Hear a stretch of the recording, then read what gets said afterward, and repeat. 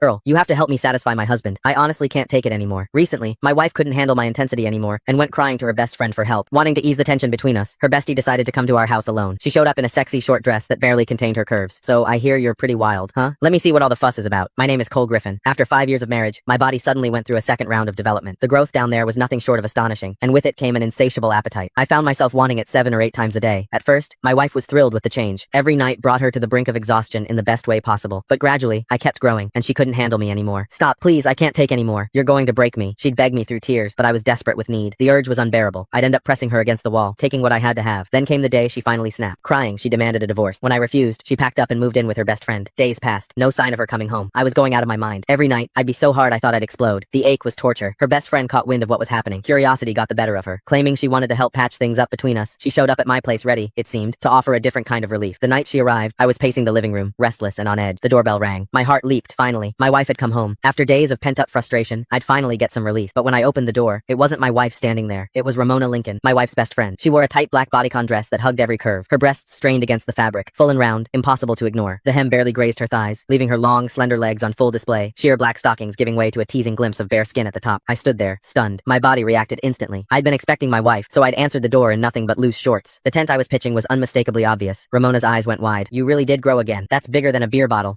Truth was, Ramona was a woman with unmet needs herself. She was beautiful. Anyone could see that. But she'd married a rich old man. According to my wife, he'd burned through his prime too hard and too fast. Now his body had given out, and he couldn't satisfy her at all. These days, she apparently spent good money on male escorts to fill the void. I motioned her inside. She settled onto the couch, crossing her legs slowly, showing off those red bottom heels, making damn sure I noticed. So what brings you here, Ramona? I asked, grabbing a glass of water and handing it to her. Where's Rachel? She took a sip, then fixed me with a look. You're the reason. You're like a bull on steroids. Rachel's too scared to come home. I'm here to talk some sense into you. You can't keep going at her like that. She's delicate, for God's sake. No woman could handle a brute like you going full force. As she spoke, her chest rose and fell with each word. Those two magnificent breasts moved hypnotically beneath the thin fabric bigger than my wife's, fuller, and I couldn't tear my eyes away. My pulse hammered in my ears. God, I wanted to touch them. I sighed, settling into the chair across from her. It's not that I'm trying to be rough. It's this second development I can't control it. The urge hits me like a freight train. If I don't, at least once a day, the ache is unbearable. Ramona's eyes sparkled with curiosity.